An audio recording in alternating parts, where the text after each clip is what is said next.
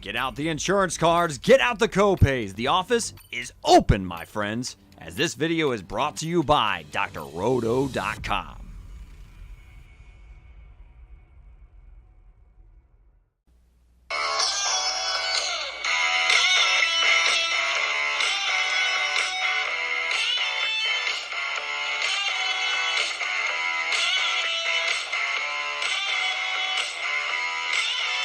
Welcome to LouCas Baseball, brought to you by drroto.com.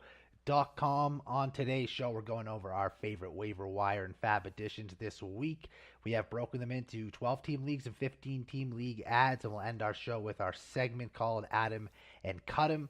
Joined here, as always, by my co-host, Lucas Beery. And Lucas, some potential saves out there in 12-team leagues this week. We'll talk about those players and more. But I want to start tonight off by talking about what we saw Friday night, the debut of Padres starting pitcher Mackenzie Gore, who is available across a number of leagues right now. Absolutely. We have been waiting on this debut for what seems like 3-4 years, if not more. And that kind of is the danger with pitching prospects to keep in mind.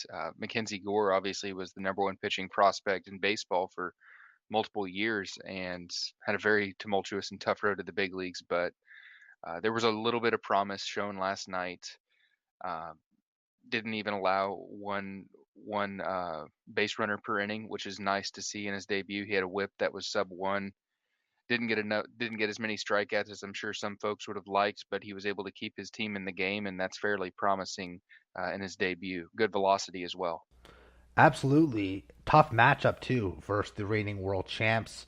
5 1/3 innings, struck out 3, allowed 2 earned runs, and maybe a chance to stick in the Padres rotation if he can pitch like that consistently. I just wouldn't go crazy, though, because there is a chance that when Blake Snell returns from the IL, Gore sent back to the minors again until the Padres need him in the rotation later in the season. So I'd hate to have someone spend up big on him and then maybe have him get 1-2 more starts and then not see him until June or July, right? Yeah, I would not be very aggressive with him. That's a fair reason as well, but just because also he's just so unproven, and I think that the bids are going to be a little bit high with Mackenzie Gore since he is such a prestigious name from years past. I'm with you on that. Let's get to the 12-team ads. We'll start with Daniel Bard, reliever for the Rockies. Looks to have locked down the closer's role for the time being in Colorado. The ratio's not necessarily going to be very good, but he has good stuff, and as long as he's getting saves, should certainly be rostered and used, especially in roto leagues. Even last season, atrocious ratios, ERA in the 5s, WHIP of 1.5. He got 20 saves, and those saves can go a long way across an entire season. Absolutely, and he's probably picked up in a good majority of leagues, but if you really need saves and he's available, I think that he's certainly worthwhile for an ad. I was able to pick him up in two leagues last week for 107 in one and 122 in another, both 15-teamers, where I came out of the draft with one locked-in closer and then a Paul Sewald or a Diego Castillo, respectively. So I was fairly desperate for saves, Lou, and getting 2 this week and potential for more. I'm feeling good. The ratios could be a little bit crooked for Bard, but as long as he can have that job, I think the saves could come in volume for Bard. I'm with you there, and that's why he's under the 12-team ads this week, because I do think 15-teamers probably jumped on him last week. I think 12-teamers were a little more hesitant because they weren't sure if he was going to get all those opportunities, but it looks like it's his for now. So if you're looking for saves, 12-team leagues, look to add him. Anything else on Bard? No, not really. Like I said, just keep your expectations limited. He could certainly just lose his job. It's just a matter of try to get maybe 4 to 8 weeks of saves, and if you're lucky, he can hang on to the job all season. That's kind of my outlook. Yeah, I'm with you there. If you miss out on Bard, who seems to have decent security with his job right now, then this next guy, Drew Steckenrider of the Mariners, could be a good backup for you. Mariners bullpen certainly crowded. It looks right now, though, that the save opportunities early on are going to Steckenrider and Diego Castillo. Steckenrider finished last season as the Mariners closer, put up great numbers in the process, ERA of 2, WHIP at 1, 14 saves, and maybe only gets 15 to 20 opportunities this year, but if he can convert 80% of them, you're feeling pretty good about it. Yes, Steckenrider, one of the issues I had with him in DCs and with draft and hold setups is that he did not quite get a strikeout per inning. That's a kind of an alarming thing, not only for his future outlook, but his fantasy statistics. I was looking for more along those 11, 12 plus K per nine relievers, hopefully.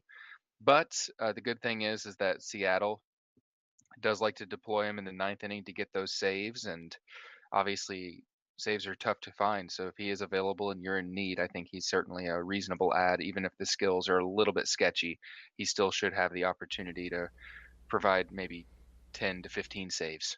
Yeah, and I'd like to make the argument that that's the reason why he is available, is the Yes, lack of strikeouts. Guys like Sewald and Castillo were drafted because even if they're not getting saves, they're helping you in ratios and with those strikeouts.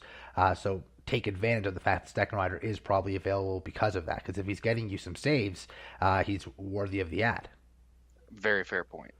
All right. How about Jeff McNeil of the Mets? Other than last season, he consistently hit over 300 throughout his career, put up impressive on base percentage numbers as well. Doesn't have a ton of power. He did hit a career high of 23 back in 2019. If he even can give you 12 to 14 homers, I think you'd feel pretty good about it because he can be an average booster, can score 80 or so runs, drive in 70 plus, be used at second base, middle infield, or in the outfield. So a solid contributor playing every day with good positional eligibility. Yes, it's been good to see this guy get a full-time opportunity for the Mets, fairly full-time at least, and he's one of the rare players on the waiver wire that can help in batting average. That's always a very tough thing to find. I think 12 to 14 homers is a fairly realistic expectation, and the dual eligibility. He's not a sexy name per se, but good batting average won't he'll help that potentially, and multi eligibility with outfield. I think that's a solid pickup. And in a revamped, pretty solid looking Mets lineup, I think Yeah, the rest of those counting stats with the RBIs and the runs will be well above average. absolutely. And obviously Robinson Cano is pretty old at this point, so if he does get hurt, that'll only cement his playing time even further. Yeah, and it might not even matter with Cano Yeah, because of the outfield option. They have to use him out there because Cano's going to see the odd time at second base and a bunch of DH. McNeil playing in the outfield makes it so that Cano might not even be a roadblock for him potentially. absolutely. It is a very crowded depth chart. So if he does start to struggle a little bit, you could see them give other guys an opportunity, but it's been a quite bolstered offense. It's been good to see Francisco Lindor get going in a hot start, and really happy to see that. All right, how about Francisco Mejia, catcher for the Rays? I think he's only an ad for two catcher leagues, of course. Not drafted in many 12-team leagues because of the expectation that Mike Zunino was going to get most of the work behind the dish in Tampa, but Mejia hits better versus right-handed pitching than Zunino does. Looks like right now he's on the strong side of the platoon as well, off to a good start to the year. I think if you can grab him as your catcher too, you should look to do it. I think so. He's one of the rare catchers that are not going to hurt your batting average. So that right there automatically is going to get me intrigued by him. The playing time is halftime right now with Zunino, but that's how a lot of catchers are. Obviously, Yadier Molina's missed a handful of games just for rest, and other players too. Danny Jansen went out on the IL. There's a need for catchers. So if Mejia is out there, I think a relatively aggressive bid of $30 to $45 is potentially in order, since he is quite a bit better than the dregs of the position, since he is a batting average booster playing in a solid lineup with at least halftime playing time at the moment.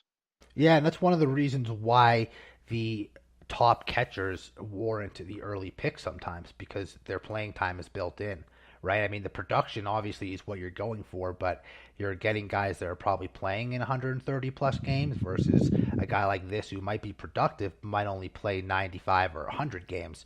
Also, I think I might have to up my bids on him because I do have a couple bids on him in two catcher leagues. And I think right now I'm anywhere from like 13 to 23 range, so I might have to Mhm. bump that up to like a 27 to 35 range. Yeah, it might feel aggressive, and I said 30 to 45. It's simply that there are very few players that are enjoyable to roster at catcher. and he's one of the few. So if you're looking at either him or Roberto Perez or a Austin Hedges, I wouldn't mind being a little bit aggressive to get a bit of an upgrade relative to those guys. Oh yeah, I would take Mejia over all those guys any day. Yep.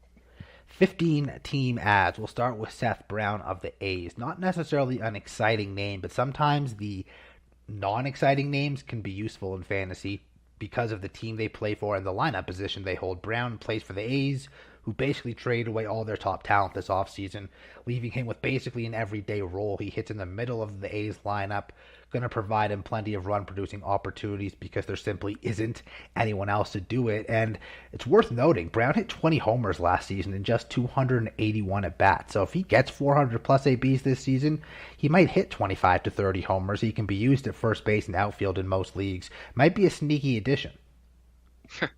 Wow. Yeah, I'm not going to lie. I picked this guy up on a handful of DCs here and there, and just because the playing time it felt pretty decent with the Athletics shipping away anybody that costs really any money outside of Frankie Montas. But yeah, I didn't quite realize he had that many home runs in that few games last year. He has a 267 ISO. That's far north of the 250 that I look for as being really good. Now that's probably going to come down now that he has full-time at-bats. He's potentially going to tire out more, or perhaps be scouted a little bit better. But I think 25 home runs, there's legitimately in the cards for Brown, even if it comes with a 220 average. So if you need a bit of a power jolt and a 15-teamer, I think that certainly is worthwhile to look at him. Could be. Another outfielder here, Aaron Hicks of the Yankees. When he's not injured, he's proven to be pretty productive. He's good on base skills, hits in a talented lineup, plays pretty regularly because he is the best center fielder on the team. Not sure I would be starting him in any of my 15-team leagues right away unless I have injuries, but I'd feel good about him as my 6th or 7th outfielder, especially in leagues where I have the IL spots. For one, if I have the IL spot, I move some guy to the injured list, pick him up. For instance, Yordan Alvarez going to the COVID list. Hicks might be a good pickup for moving Alvarez to the IL, but also Hicks has so many injury issues that when he gets injured, you don't have to drop him. You can move him to the IL. So something to consider with Aaron Hicks. Also can hit some homers, might swipe a couple bags as well. Yes, Hicks is going to be somewhat of a liability in batting average. We're not even going to worry about the health risk he imposes since it's just a waiver wire ad. These things can be week to week anyways, but one of the downsides to him this year compared to years past is that he's hitting more 7th in the lineup. He was a lot higher up previously, but because it is a nice lineup and in New York, playing in the nice American League East parks, I think you can pretty much look past that. Yeah, I mean, 7th doesn't sound great, but even Gallo doesn't hit a lot, gets on base a lot. He hits I think 6th. LeMahieu hitting 5th. He gets on base. Sometimes Torres hits in front of him. So there's going to be guys on base for him, even though he's not in the middle of that order. Yankees lineup hasn't been all that great to start the year. It's been fairly inconsistent, but it's very early on. And if he's healthy, he's going to be in the middle of what they do, either bad or good. Yes, I certainly agree. That was one of the biggest selling points for me years ago when he was at that top of the lineup. But now, since that's kind of gone, it's I don't have as much excitement. It's also hard for me to really say what his potential ceiling is. I think his floor is probably a 230, maybe 220 at worst batting average with 12 to 15 homers and a handful of bags with a solid amount of runs because he walks so well. But as far as his ceiling, it's been a long time since we've seen him play over 100 games. It's been since 2018. So looking to see kind of what he does, maybe a 12 homer, 15 home run pace with 5 to 8 steals and a good amount of runs, maybe 75 plus runs pace. That's kind of what I'm seeing with Hicks at this point. Yes, again, a solid 6th or 7th outfielder in 15-team leagues. I'm not throwing him into my lineup yet. Yep, good depth piece to have on a good team. All right, Nick Martinez of the Padres. It's been 5 years since he pitched in Major League Baseball, and the last time he did it did not go very well for him. Went overseas, worked on some things, come back to Major League Baseball, and looks like a pretty different pitcher. The sample size obviously small at this point. Worth mentioning that in his lone start this season, 5 strong innings, 1 earned run, struck out 6, and his rotation spot seems safe for the moment, at least until Clevenger and Snell are both back and healthy in the rotation. So I would grab him and see if he can give you some solid quality starts until he might lose that rotation spot. But of course, injuries happen. I mean, something could happen to Darvish or Minaya or Musgrove, even when Snell and Clevenger do come back, and Martinez might be able to stick around a little. Absolutely. This is a player that admittedly I didn't have any exposure to heading into the year, so getting the first time to kind of research him for the waiver wire this week's been fun. He has a weird kind of contract. He got a 4-year, $25.5 million deal coming from overseas to the Padres with player options for the last 3 years. So I guess if he does poorly, he can just have a guaranteed contract, and if he does well, he can leave and get more money since starting pitchers get paid quite a bit. The projection systems, Lou, really like this guy. They have him for almost a whole strikeout per inning, around a low to mid fours ERA, which for projections that's not half bad, in fact. And he's going to be pitching on a good team with some soft landing spots against the Diamondbacks and some of the other dregs of the National League where you can spot him in there. So certainly a speculative ad for 15s, and I think even in 12 teamers, if you're pitching needy, I think that you could do worse than throwing a few shekels down on Nick Martinez, even in a 12 teamer. Yeah, I have leagues with Sale and Flaherty, Giolito as some starters, and obviously all of them on the injured list right now. I need guys that I can plug in, Yeah, so it seems like a perfect fit. yeah, I'm a bit more impressed than I might have expected I would be with Martinez, so it'll be interesting to monitor him. All right, Jose Siri of the Houston Astros, and Lucas, I'm pretty into this guy. Going to plant my flag on him right now as being a breakout player for the Astros. He was impressive in a short sample size last season. Hit over 310 runs, 4 homers, 9 RBIs, and 3 stolen bases in just 21 games. And so far this season, in just 5 games, he has 5 runs, a homer, 2 RBIs, a stolen base, batting over 400. The concern is that he isn't playing every single day, but I can make a case that he will continue to get more playing time as he continues to impress. He looks like the best center field option the Astros have. Him hitting in that lineup only ups his value. The speed is what intrigues me here. 46 stolen bases 1 year in the minor leagues, has stolen at least 20 in 4 other seasons, and even if he only hits 250, the run scoring potential plus the speed makes him an interesting buy right now before others kind of catch on to him. He has shown 20 plus home run power as well, doing it once in the minors, and then last year, between 115 games in the minors and big leagues, he hit 20. So if you can get 18 to 20 homers and 12 to 15 stolen bases from this guy across a full season, that's pretty productive in 15-team leagues, man. It really is. This has been kind of a eye-opening discussion going through things with Siri. He was added in a handful of main events last week, and obviously those guys are kind of actually quite ahead of the curve of many other leagues. So that was kind of shrewd of them to pick him up. The plate discipline is kind of a concern for me with Siri, but he also uh, he has the base stealing ability that Chas McCormick, his main competition in center field, doesn't quite have. So obviously that's going to be good for fantasy.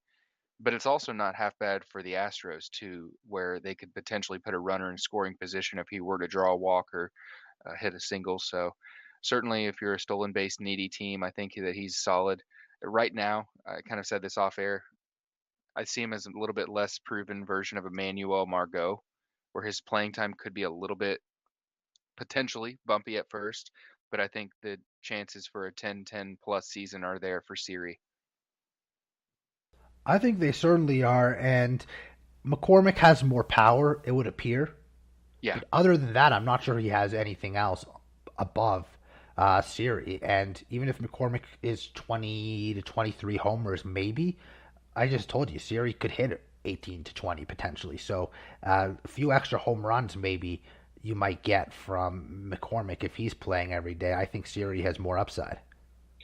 I want to throw this out there too, and I do agree Siri does have more upside, although I think McCormick might have a bit more power, so that's an important note to just throw in there. But I have another kind of thing that I wanted to chime in. This is a team that needs to produce more young hitters. The Astros are getting a little bit older, they're getting a little bit more expensive, so they're going to want to give a test drive out to Jose Siri as well as Chas McCormick before Jake Myers comes back from his shoulder injury, and realistically, they need more cheap contributors that are going to be able to stay on the team with a cheap contract. So I think they're going to give him some opportunities here and there, even if the playing time is a little inconsistent. I think he's certainly well worth a spec ad. Yeah, and for the moment, at least, with Alvarez on the shelf, I mean, it's not going to be long term. It's just, a COVID related issue. Both McCormick and Siri could play every day, which is kind of a nice audition to see which one of them might be able to take over more regularly.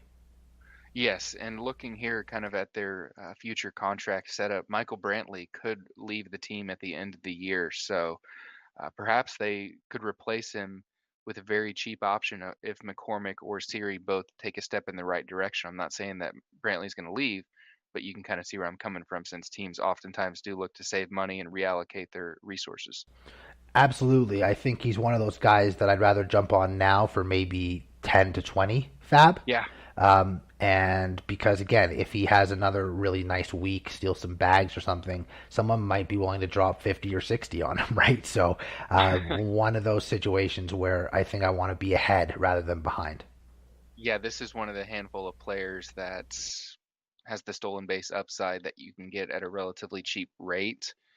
And yeah, I think he's worth an ad in almost all 15 teamers. Yeah, I have Gavin Sheets in a number of 15 teamers, and I like Sheets. I liked him coming in, but it's just too crowded there in Chicago. Too many players for the corner, outfield, or DH or first base spots. And if I can drop Sheets for Siri right now, I'm going to try to. Well, consider me sold on Siri. I know before we started recording, you had a little bit more excitement than me, but I think you've made some compelling arguments. What did I tell you? I said I really hope I can sell you on Siri by the end of the show. Yes, you did. Yeah. All right. Next up, Santiago Espinal of the Blue Jays. I liked him a little last year, Lucas, especially in DFS where he was super cheap, part of that J stack. Yeah. I've been using him a little bit this year too, cheap in that J stack. Hit over 300 last year and looks to be getting the lion's share of work at second base right now for the Jays, which makes him an interesting buy because of the lineup. My only issue is the lack of power. Just 2 homers in 92 games last year, career high of 10. Doesn't have the best track record when stealing bases either, just 8 total since the start of 2020. Last time he stole double digits, he was actually caught stealing more times than he was successful. So I'm not sure he offers you much in fantasy. I do like him as a real-life player for the Blue Jays, possibly more productive than Kevin Biggio, just not seeing exactly what he's going to offer in 12, 15 team leagues. Yeah, if you have a need for a middle infield eligible player, I think that he's worth a reasonable ad of anywhere between 10 to 25 or so, on the high side 25. But the power has been limited throughout One his thing, one thing record. I'd like to point out, Lucas, I apologize Yeah. for interrupting. I don't know if it's like Oh, this you're good. everywhere, but in the one league where I do own him, it's a dynasty league. He's only third base eligible right now. So that's something to consider if you're looking to pick him up and plug him into that middle infield spot. You might not be able to yet. You will be here in about 3 more games as long as he gets the second base starts, because he has 7 games at second, and he's kind of taken over the job from Kevin Biggio, which is nice. But ultimately I think that the upside's fairly limited. But the benefit is that he does have a higher max exit velocity than ever before in his career. He has 107 max exit velocity, and his previous high was about 104, and it only took him 20 batted balls to do that. So that's pretty impressive to see that. He bulked up a little bit over the winter, so there's a chance for more 10 to 13 home run power. But in our Discord, we had a subscriber kind of bring him up, so I got a chance to dig into him a little bit, based on his projections, and they're not giving him full-time at bats. So I kind of extrapolated out slightly to give him more 145, 150 games. I think honestly, unless you see a huge breakout, which I wouldn't project, you're looking at a little bit higher end of a Joey Wendell, maybe like a 12-12 type season. It's in Toronto, so that's nice. But towards the bottom of the lineup, I think a $10 to $25 kind of bet would be reasonable for a FAAB bid. Yeah, I'm not counting on the stolen bases because, as I mentioned, it's been a while, and even when he was Yeah. stealing, his success rate was terrible. He was under 50% the last time he even stole double digits. And it's a much harder to steal in the major leagues than it is in the minors. That's So fair. I'm not sure that we can count on much speed from him, at least in terms of stolen bases. Base running is a different story. A guy who could clearly score from first on an extra base hit or something like that. But honestly, the biggest asset he has is putting the bat on the ball and being in the Blue Jays lineup. Absolutely. Yeah, that's a very good note on the steals. So let's say that you tamper it down to maybe 10 to 12 homers with 3 to 5 steals. That gets a bit less exciting, but I still think that in the short term, middle infield can be a little bit gross in 15 teamers. So I think a $10 to $20 ad is still reasonable.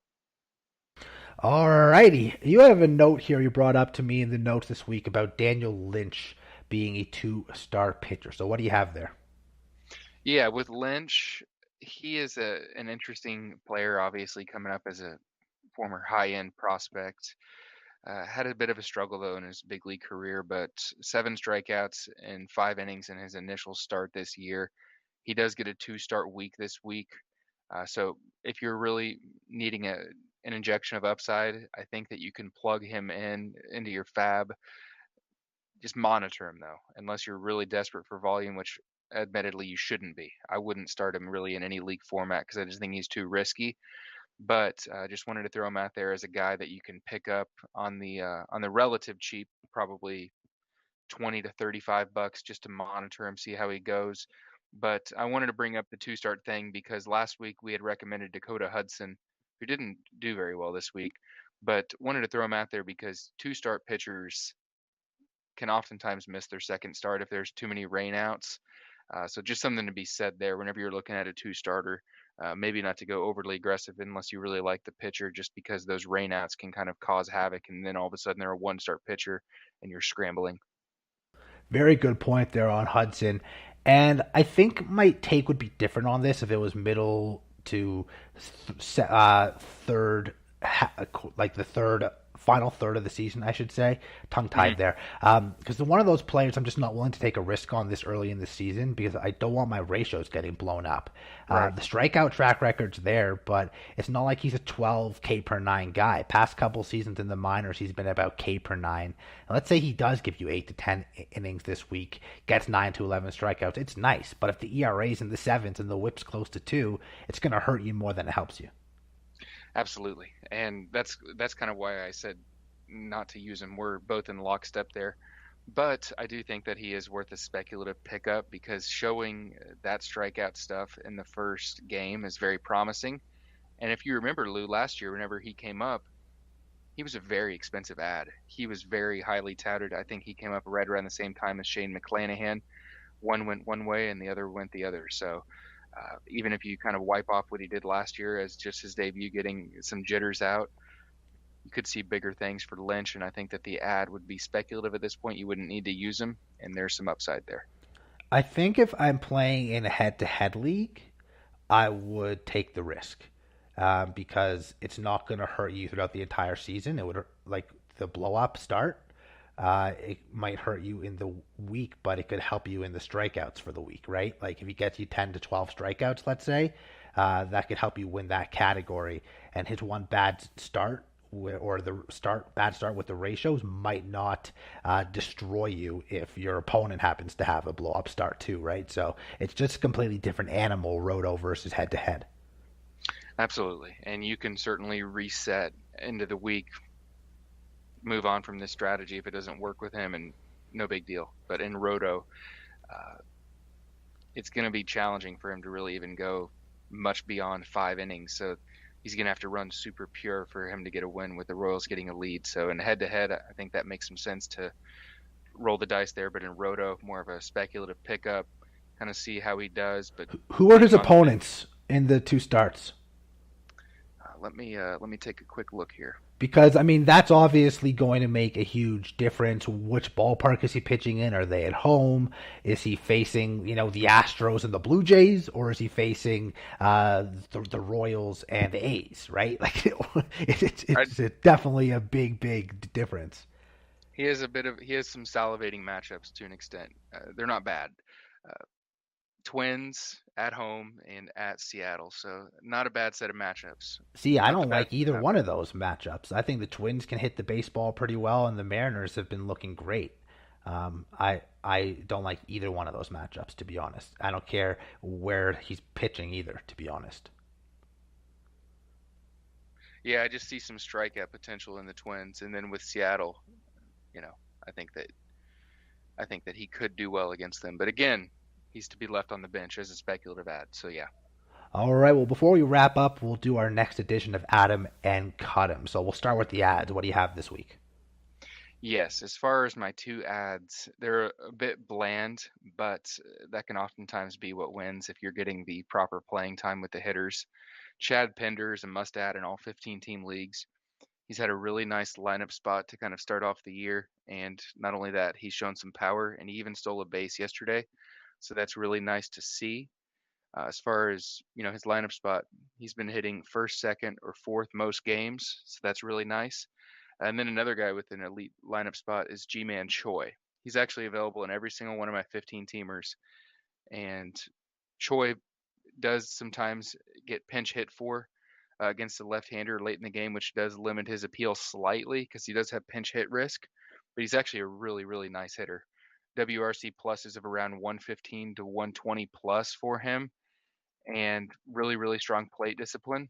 Even if he doesn't have a big home run total, he just has the ability to knock in runners in clutch situations for the Rays. So I think if you're looking to add a little bit of bench depth in a 15-teamer, Choi on the corner infield side, where it's a bit thin right now, super thin in fact, and Pender are solid adds to just bolster depth in a 15-teamer in case injury does strike.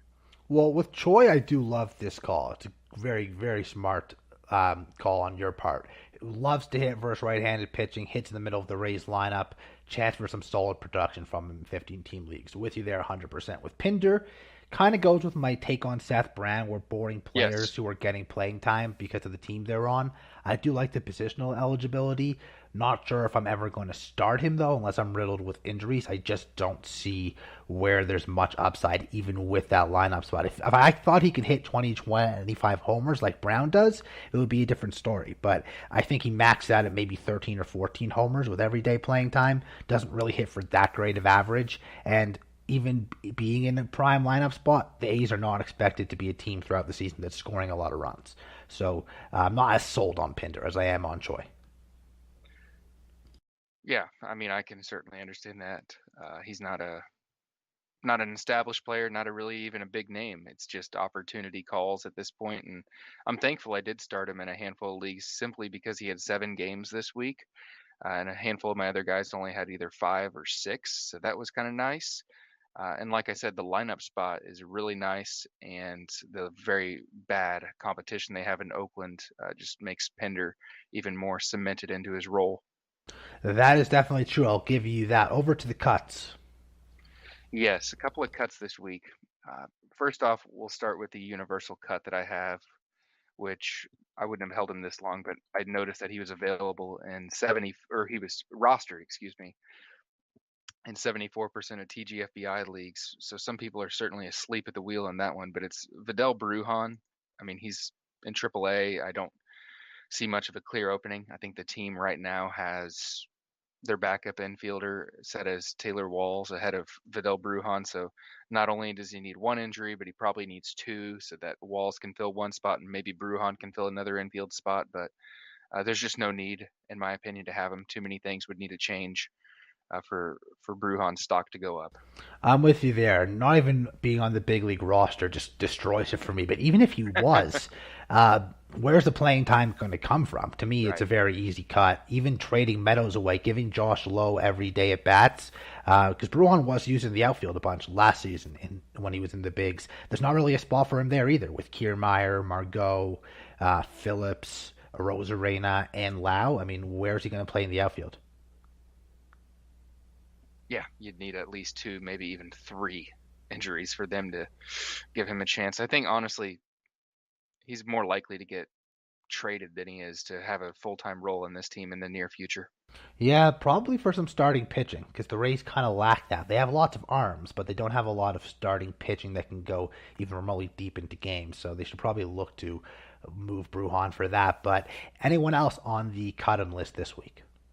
Yeah, this is a little bit of a sad note, but Ha-Seong Kim just has not gotten the requisite playing time, in my opinion, to be rostered in a 12-team league.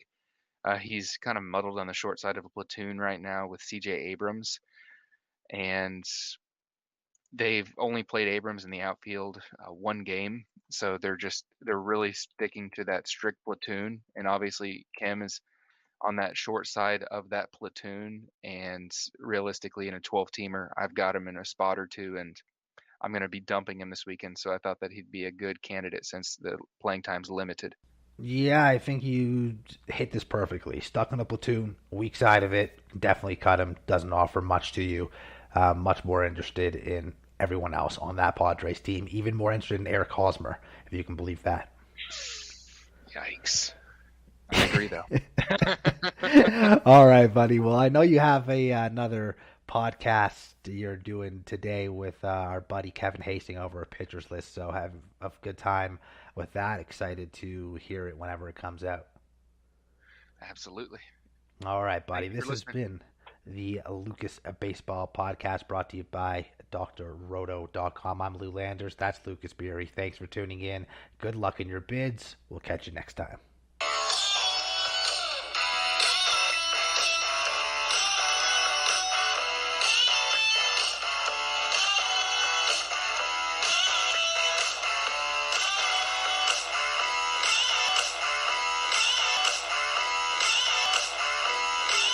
Thanks for stopping by the office. Get your fantasy prescription by subscribing to the channel and checking out drroto.com.